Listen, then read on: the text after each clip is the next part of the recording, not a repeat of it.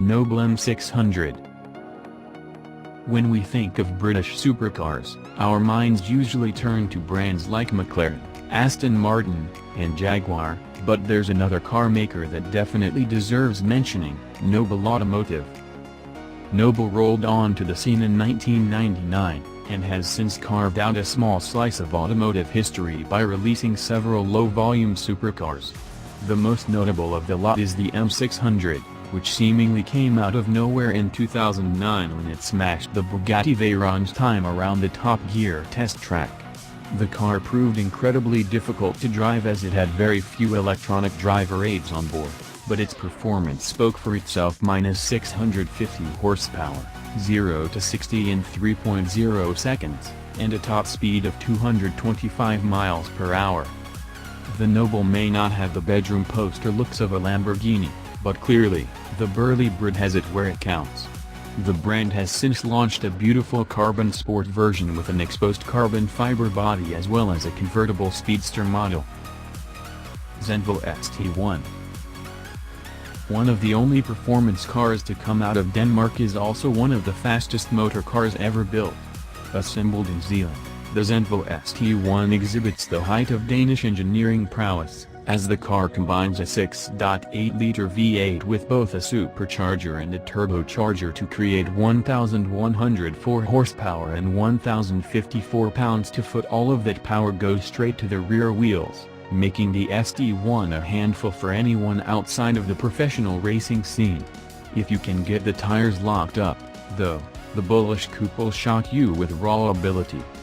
Flat out, the ST1 is capable of reaching 233 miles per hour given enough road, but it's important to note its top speed is electronically limited. Without the digital nannies on board, we suspect the ST1 would be even faster in the top end, which is a scary thought indeed. Pagani Huayra BC. No sane person would ever call the Pagani Huayra tame, because with an AMG-sourced biturbo V12 pushing less than 3,000 pounds, the Italian dynamo is the definition of a beast. The formula can always been improved though, and at the 2016 Geneva Motor Show, Pagani proved it by debuting the Huayra BC. Lighter and more powerful than the standard Huayra, the BC's engine was massaged to produce 789 horsepower, while total curb weight was slashed down to a paltry 2,645 pounds. That's effectively the same weight as the latest Honda Civic Coupe with 5 times the power. It should come as no surprise, then, that the BC's top speed is rated at a ridiculous 238 miles per hour. McLaren F1. The F1 is more than just a former world's fastest car. With its carbon fiber body, gold-lined engine bay, 6.1-liter BMW M V12, and center driver seat, it just might be the coolest car ever made. Years before it attempted to take on Ferrari and Porsche with the MP412C, McLaren was known only as a successful race team in Formula One in the defunct Can-Am series. Yet its first road car wasn't exactly an amateur effort. McLaren intended to make the F1 the ultimate road-going supercar, but its design was informed by the company's racing experience. The F1 even went on to a fairly successful racing career in its own right, winning the 24 Hours of Le Mans in 1995. Koenigsegg CCR. Swedish supercar builder Koenigsegg briefly held the world's fastest title before being bested by the original Bugatti Veyron. Its CCR reached 242 miles per hour at Italy's Nardo Ring in 2005.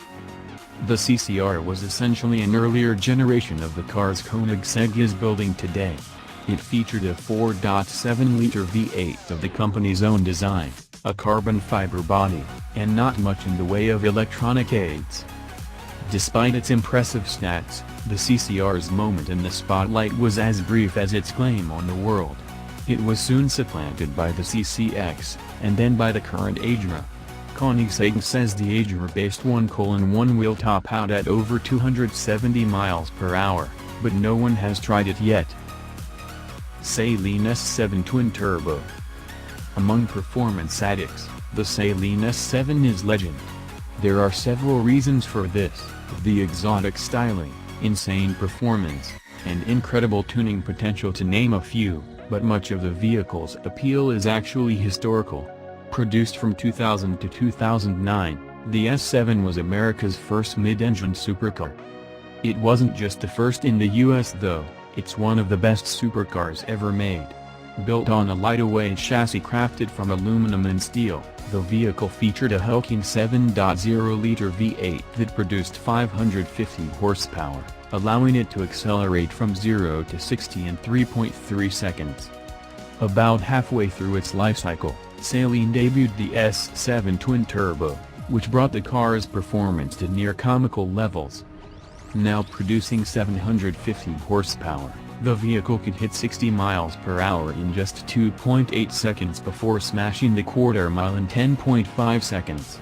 However, its most stunning statistic is its top speed of 248 miles per hour, making it one of the fastest cars ever put to pavement.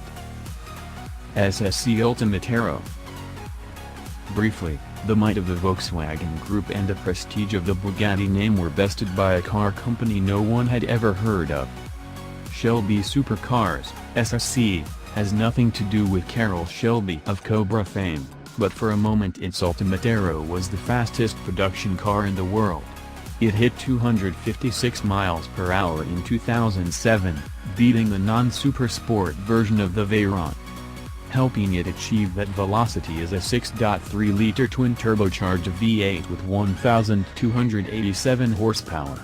There are no electronic driver aids to help control that power either, creating a purer driving experience for those with talent, and a scenario for certain death for those without it. Bugatti Veyron Supersport. When Volkswagen purchased the Bugatti brand, it had one goal: build the fastest production car in the world.